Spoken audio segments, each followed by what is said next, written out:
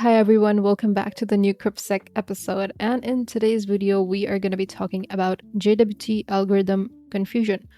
This vulnerability is kind of simple on the surface, but the steps to exploit it can be complicated.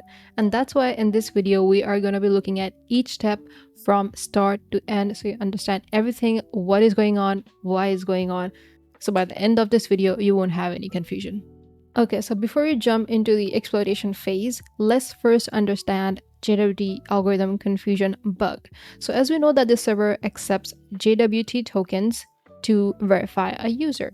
And we also know that if we decode a JWT token, we will see something like this. Claims breakdown, as we can see, we have algorithm, type, and then we have some other claims like name, admin, or expiration date, and a random value. So you will find these values in pretty much all JWT tokens, and the one that you will find in every JWT token is algorithm. So the server verifies what algorithm the JWT token is using by this algorithm claim. As you can see in this case, it's HS256. And if we Google real quick what HS256 is, you can also call it HMAC with SHA-256. So these are basically symmetric cryptographic algorithm that is used to sign and verify JWT tokens. So as you can see, it says it uses a single shared secret key to both generate the digital signature and validate it. And obviously, similar to that, we have multiple algorithms, like we also have RS256. Yeah, so as you can see, RS256 mentioned here. So obviously, there are multiple ways JWT token is signed. In majority of the cases, you're gonna see this one actually. Let's go back to our JWT token. Cool, so we know that algorithm is important because that's how server verifies the token by decoding it and checking, okay, if it matches with the secret key or not. If it doesn't matches, then it's a wrong token and the server won't allow you to make any request to it. Cool, now that we understand this part, let's go back to the lab. As you can see from the title, algorithm confusion. Basically, this occurs when the server lets the attacker supplied algorithm header decide the verification method. It means that you can decode a JWT token and you can change the algorithm method. And if the server still accepts it, then it is vulnerable. Because in that way, you can pretend to be any user. Because JWT tokens basically identify a user, right? So you can create a token for any user in that application and sign it, and the server will say, okay, yeah, this works. And that's the impact for this vulnerability. This will definitely make more sense once I go into the exploitation steps, because hacking is definitely not about theory much. It's more about practical steps. So let's read the mission brief. Before we read that, let's activate the lab. Okay, exploit a JWT algorithm confusion vulnerability in Secret's Vault platform. The server accepts both RS256 and HS256 and exposes its public key. Forge an admin token by re-signing with the public key as HMAC secret. So what does it mean? It basically means that the server is accepting two algorithms. First is RS256, which is the supposed to be one, and the second is HS256. That's the one we will change to when we modify the JWT token. But the important point to be noted here is that the application is also exposing a public key, and this is very important. If there is no public key, then you cannot exploit this vulnerability actually. The only way to exploit it is that you somehow found public key exposed somewhere. Sometimes it is exposed in the application response, or sometimes it is exposed in the source code, or sometimes you can find it on the GitHub source code for that application. There are multiple ways you can find it. Okay, so our lab is ready. Now that we are here in the Vault Key, this is Secret Management Platform. Vault Key centralizes credential management for platform teams. All access is authenticated via signed JWT tokens using industry standard RS256. As I said, most of the time you're gonna see this one. And whenever you see this one, you can try playing with it. Okay, so we have API docs. Cool. So tokens are RS256 signed JWTs included in the authorization header. So we have to include this authorization header in the HTTP request. And it also says that the RSA public key is exposed at this endpoint. Now, some of you very curious minds must be thinking, what is a public key in the first place? So public key is one half of a pair of keys. So imagine there are two pair of keys and one half is the public key and the other half is the private key, which the owner keeps secret. These keys work together. The private key creates a signature proving this really came from me, and the public key lets anyone check that signature is real, but not fake one themselves. So the public key is meant to be shared openly, the private key never is. If I have to say this in simple words, I can say the private key is a stamp only you own, and the public key is a picture of your stamp that everyone has, so they can recognize your mark, but they cannot copy it. I think this is the best example. Now we are going to capture HTTP requests and see what's going on. So for that, I have my burp suite running here, and as you can see, I also have a JWT editor over here. And yeah, let's turn on. Okay, let's add the target first. Copy. And then we are going to paste it over here.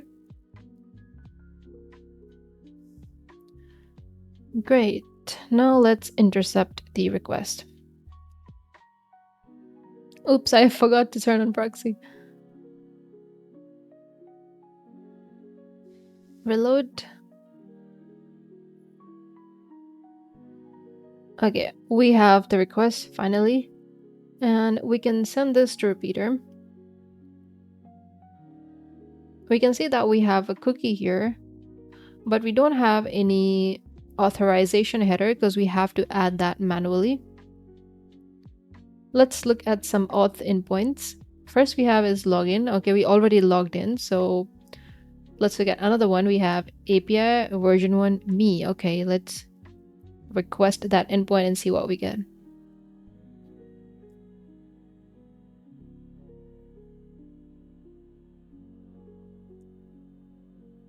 We're getting 4.1 unauthorized. It's because we are not providing the authorization header. Let's do that. Let's copy this. And we are going to paste it over here. One spacebar. And then we are going to copy the auth value. Oh wow, we didn't log in yet. I don't know why I thought we logged in.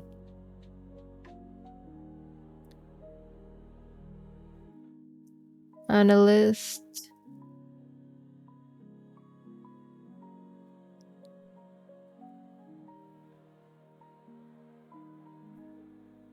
Okay, now we can see the token. Let's copy this whole thing. And we are going to paste it over here. Let's send the request. And we are getting 200. Okay, and we can see that we have expiration time and it's created ad. We have role analyst. Cool. So it's also written here that current role is analyst, top secret, vault entries require admin role. So as we know, the goal of this lab is that we want to sign a token for admin and access a functionality that is meant to be seen by admin only. Okay, so this is the endpoint we are talking about, that is admin only. Okay, we can also see that we have API public key that is exposing the public key, PEM encoded RSA public key. Okay, so let's copy this. This is very important because we are going to be needing this in order to sign a token for another user. So let's send this request, and we are getting public key over here, as you can see. Okay, this much makes sense. Now, another very important thing that I want you to understand is why we are going to change the algorithm here. So as we know that the initial algorithm being used is RS256, as you can see in the JWT decoder over here. And we can see our role as well. So we want to change this to HS256. So as you understood that RS256 requires both public key and private key. We do have public key over here, but we don't have the private key. And without that, we cannot actually forge any signature. We cannot create a token for admin. And that's why we are going to change the algorithm to HS256 because it uses one shared secret to both sign and verify. And that's why it's called asymmetric. So if the server is not actually verifying this value over here that is in the algorithm, it will take any algorithm we provide over here and use it in its matching logic. So basically, you can relabel your token, and now the server treats its own public key as if it were that one shared secret. Also, it's not that easy. It's not like you can just change the value in the algorithm like HS256, send the request, and you will get a forged token. It's not gonna work like that. Because let's say if I send this one to repeater, and let's change to version 1 me. Initially, the original token works for me. But let's change the algorithm. Make sure to select the second one here when you are trying to solve this lab, because the first token is JWK, which is in the cookie right over here, as you can see. But the one you're supposed to deal with is the second one, which is JWT. So make sure, keep that in mind. Now let's change the value to HS256, as some of you might think that it will work. Let's send the request. And it says invalid token. It's because the original token signature was created by the server private key using RSA signing algorithm. So us just flipping the header to HS256, but the third part of the token, that is a signature, is still the same bytes as before, and that's why it's giving us invalid token. So in order to properly forge a token for admin, we have to go through some steps.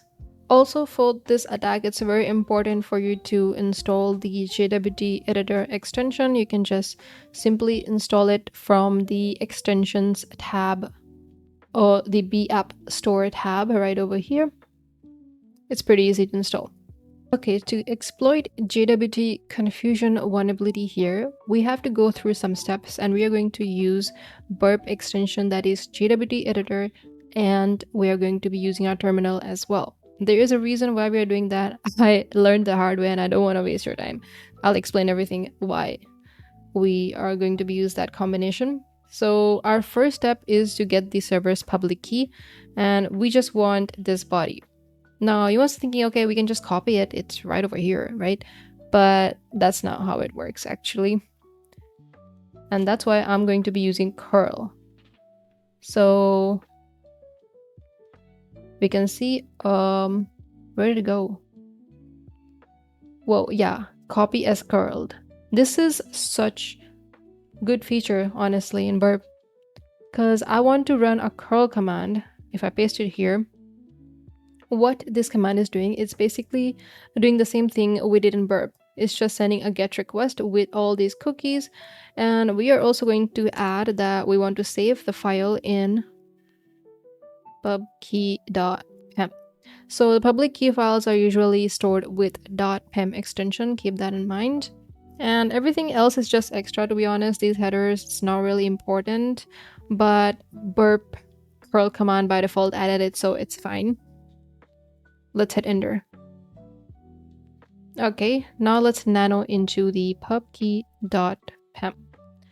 Okay, we have the body here, but as I said, we just want the body, we don't want these headers. So we are going to be removing that with another command in Linux.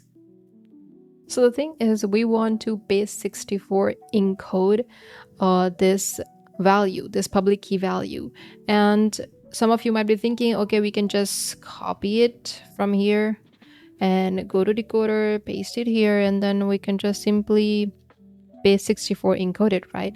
I mean, initially that's what I did as well, and I was constantly getting errors. It was so frustrating, and then I found out why. It was because the number of bytes was not correct. There was some extra spaces or CRLF characters that was getting counted, and the bytes were not correct, and I was getting invalid token again and again, like multiple times, and I really don't want you to go through that frustration. That's why I figured out, okay, it's better to just simply pull the file in the terminal and then strip all the headers, and then you will get the exact number of bytes, and you're not going to have any CRLF or any space or any junk characters that we don't need. Okay, so let me clear the screen up, and the next command that we are going to be using is to simply remove the extra headers and stuff from this pubkey.pem file. So this is the command. So basically this tool is going to start from here. This is the start marker, and then once you see this lion and public key, this is called the end marker, print everything in that range. So it's basically going to print a specific section from here to here, and everything else around it, like the response headers we saw, will get removed, and then it's going to save that into a new file that is keyonly.pem. Okay, let's hit enter. Cool. Now let's nano into keyonly.pem. And as you can see, we have the value we need. And this is so important. Let me tell you why. I'm going to run another command to show you the number of bytes that is there in this file. So word count command, and then we are going to say key value dot pem. Oh, it's pem, not pen. I think I'm high. Key only dot pem. Yeah, 451 bytes. Okay, now let's go back to burp and let's go to the repeater. Look at the content length. It's 451 bytes, isn't it? And that's what we want. It's really important that the bytes should be same, because if it's not same, then basically there are some extra characters that are being counted and you'll get error eventually in this exploitation step. So yeah. Okay, so now let's base64 encode that file, base64, and then we're going to provide the file name that is keyonly.pem. And this is the base64 encoded value. Cool. Now we are going to copy this, and then we are going to go back over here. Now the rest of the steps we are going to perform in JWT editor. But before we move into that, I also want to show that why this one is weird. As you can see, this is the same public key that I copied from the response and I pasted it here, but it looks a bit different. If you see, there are no double equal signs in the end, and it was there in this one. So yeah, this is actually a different base64 encoded value, and this one will give you error. But this one, that everything we did from the command line, is not going to give you error. Okay, so now let's go back to JWT editor. I'm going to remove any other extra keys. And let's click on a new symmetric key. Okay, so why we are doing this step is because we need to sign the token using a key. And burp can only sign a token by using a key it has saved, and we cannot just type a secret into the sign button. So we can just save the secret over here, and then burp will use it to sign the JWT token for an admin or any other user that you would like. Okay, so first let's click on generate. We have a random ID here. what we want to do is we want to replace the K value here with the base 64 encoded value we just got. So I'm going to Control V, pasted it. We don't have to change anything else over here, so we're just going to click on OK. Cool. Now the key is added. Let's go back to repeater. Now we are in the last step, that is to forge the token. So we're going to create a token for another user. So let's change the values here. We're going to change the algorithm to HS256. That will cause algorithm confusion. And we are also going to change the role of analyst to admin because we want a token for an admin user. We're going to leave everything same as it is. No need to change that. Now we are going to sign this token and we're going to click on sign. Now this is the key that we just created in the JWT editor earlier, if you remember. And it's going to use this secret to sign this token. So there is only one signing key and that's selected by default. And make sure that the signing algorithm is HS256 because it should match what we have in the value over here. Let's click on OK. Okay, now the JWT value is actually changed. As you can see, we saw a little bit changing over here and it's signed. Now comes the real part. We are going to send a request to API version 1 me. Let's see if I'm admin or not. Whoa, role admin. We just forged a token for admin user and now we have the role of an admin. That's great. Now the next step is we want to access this endpoint because this is an admin only endpoint. So let's just change the value here and the name of the vault was top secret, top_secret. Let's send the request. 404 not found. Must be misspelling something. Okay, we need the ID over here, not top secret. So how are we gonna get IDs? Probably from this endpoint.